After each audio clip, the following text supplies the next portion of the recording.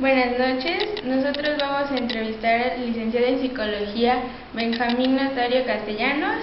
El tema es acerca de mujeres asesinas. Buenas noches, profesor. Bueno, empezando con la entrevista, vamos a ver. ¿Cuál es el principal factor que impulsa a una mujer asesina? Factores hay muchos. Sería imposible decir un solo factor, un factor o dos o tres que motivaran a una persona a matar a otra persona. A lo mejor si pusiéramos un principio general diríamos que hay una mezcla de emociones que generalmente son contradictorias, que orillan a la persona a tener un desequilibrio tanto emocional como mental, en términos generales psicológico, y que la orilla a terminar con la vida de alguien más. ¿Cuáles serían, qué emociones son las que involucran más que nada a esta persona? Me atrevo a pensar que hay mucho de desesperación. La gente suele relacionarlo generalmente con odio, pero no creo que sea un tema de odio, sino más bien de encontrarse en un callejón sin salida, en el cual no se sabe cómo solucionar una situación conflictiva, y que esto tiende a la gente a orillar a tomar decisiones que en otras condiciones nunca las pensaría. Llega tanto la desesperación de no saber cómo resolver algo que están viviendo, que la única posibilidad viable sería matar a otra persona o suicidarse. Me parece que son condiciones emocionales extremas donde no hay una salida posible. ¿Cuáles son los pasos que normalmente se siguen? Esta persona quiere matar o quitar a una persona de su camino, y ¿cuáles serían sus pasos? Si lo piensan como mujeres asesinas, no vi nunca la serie, pero si lo piensan como mujeres asesinas, por ejemplo, yo les diría que no es algo ni siquiera no es algo programado con pasos. No es yo pienso porque voy a ir a hacer esto y saco el cuchillo y voy y lo guardo y lo escondo. Esto ya implicaría una premeditación. Y si estamos pensando en una mujer que por desesperación y por una confrontación de sentimientos toma la decisión de quitarle la vida a otra persona, me parece que en muchas ocasiones ni siquiera es planeado. No hay la intencionalidad específica de matar, sino es un acto de desesperación. A eso me refiero cuando les digo, no creo ni siquiera que sean actos de odio, ni siquiera actos de venganza. Simplemente son actos, en la mayor parte de las ocasiones, que al no haber una salida, las personas deciden matar a otra persona. No creo que haya una intencionalidad, una planeación tan concreta. Cuando hablamos de que alguien ya lo planea y de que decide darse su tiempo para matar a alguien más, estamos hablando ya de un trastorno psicológico. Hasta donde yo entiendo la serie como la planteaban, no era de ese estilo, era más personas desesperadas que al no encontrar una salida mejor deciden quitarle la vida a alguien más. No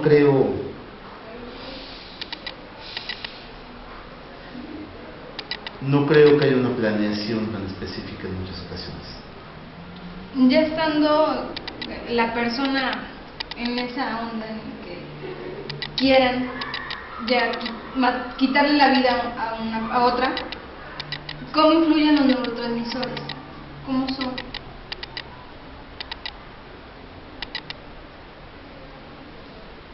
Si ustedes lo piensan como lo vimos en clase, hay una alteración en el sistema límbico donde hay una exagerada cantidad de neurotransmisores sobre todo a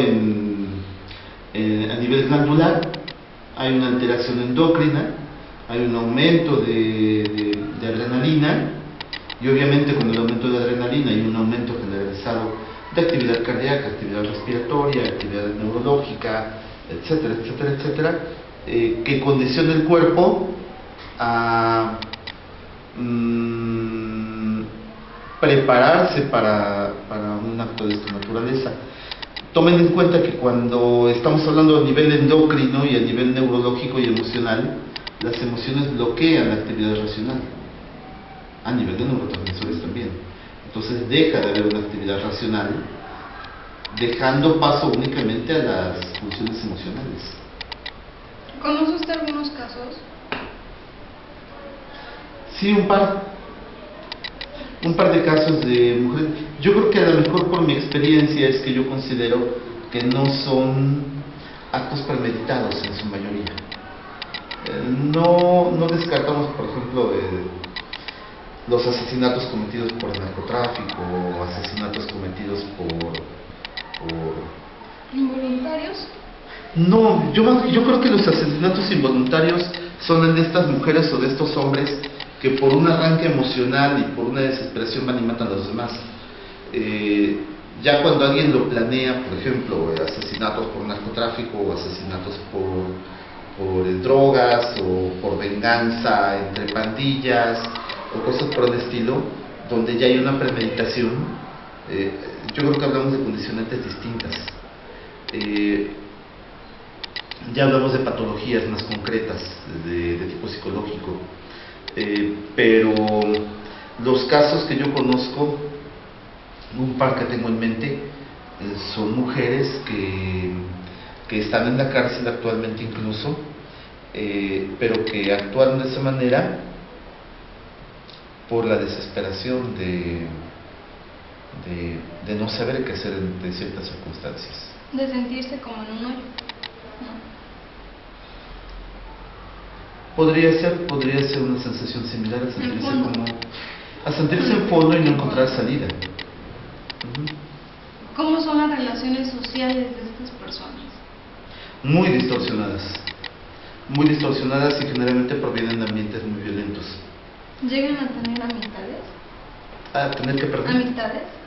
Sí generan amistades, más bien su problema es que sus amistades son conflictivas, y que sus relaciones familiares con sus padres, con sus parejas o con sus hijos son conflictivas y en la mayor parte de las ocasiones agresivas, violentas, donde sí se golpean y se lastiman y se causan daño físicamente y psicológicamente hablando. Al final es una escalada, empiezan por decirse desleperadas y continúan por jalarse el cabello y después se golpean y llega un momento en que la escalada de violencia es tan grande que la única solución es atentar contra la vida del otro y en muchas ocasiones sin pensarlo. A eso me refiero con que yo no creo que haya una premeditación. Cuando hay premeditación ya es otra condición. Y en el caso de estas mujeres que luego están en la cárcel y que cuando vas y platicas con ellas muchas veces son yo no me di cuenta que lo había matado hasta que me di cuenta hasta que la policía llegó por mí, o hasta que alguien llegó y me dijo que estaba muerto y yo no quería hacerlo.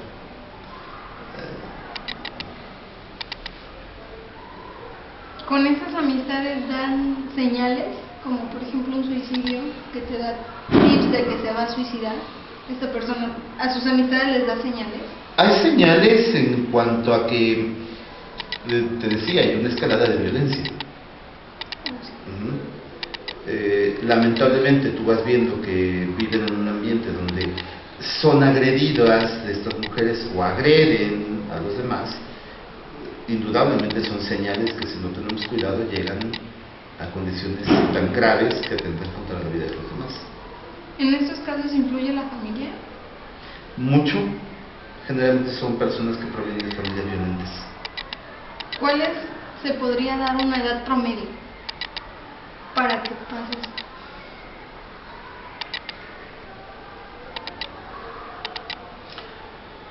No estoy tan seguro de la incidencia.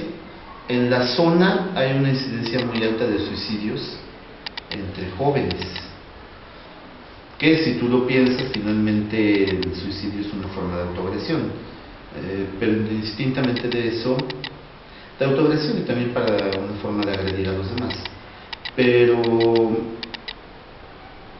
yo pensaría, me atrevo a pensar que en mujeres debe estar superior a los 25 años, entre los 25 y los 40, la incidencia en mujeres. Me atrevo a pensarlo de esa forma, porque es la edad donde generalmente se relacionan con la pareja, y normalmente los casos de violencia y de agresión más fuertes se dan con la pareja. ¿Dónde se presenta más? ¿En zonas rurales o urbanas? Me atrevo a pensar que es por igual. Sí, porque no tiene ninguna relación con estrato sociocultural, o sea, igual personas de estratos culturales altos incurren en condiciones de agresión y de violencia muy fuertes, pero también en zonas rurales. No tiene relación con el nivel cultural o educativo. ¿Existen factores repetitivos? Hay ciertos patrones que podemos detectar. Sí existen patrones. ¿Y psicológicamente cómo puedes trabajar con una mujer así? Todo depende. Hay una serie de pasos ya programados normalmente para trabajar esto, pero por lo menos de entrada, tienes que detectar el grado de agresión, el grado de violencia, tener tu conciencia, tú como terapeuta, tener conciencia de qué posibilidades existen de que ella tenga en riesgo su propia vida o que se ponga en riesgo la vida de los demás.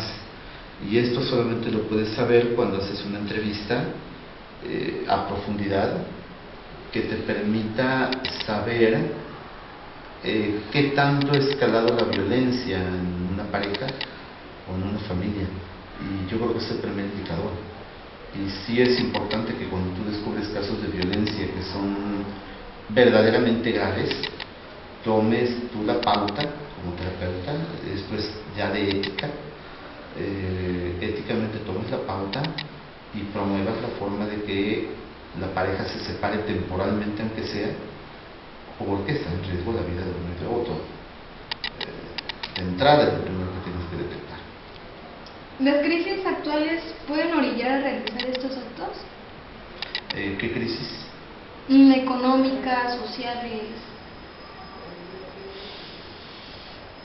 Yo creo que las crisis sociales, económicas y demás son factores que precipitan, que disparan este tipo de condiciones. Evidentemente un problema muy fuerte en una pareja siempre va a ser el dinero, siempre. Pero pienso que son factores que precipitan o que condicionan el que se den hechos de violencia o de agresión familiar, pero que los originen, no lo creo. No lo creo. Yo creo que hay más condiciones internas a nivel intrapsíquico de la persona, pero también a nivel familiar, de patrones de interacción familiar que hacen que la persona se vuelva violenta. Y bueno, si además de todo eso le sumas una condición económica precaria, pues obviamente agrava la situación. Pero la agrava, no es el factor que lo origina específicamente. Eso sería todo, profesor. Muchas gracias.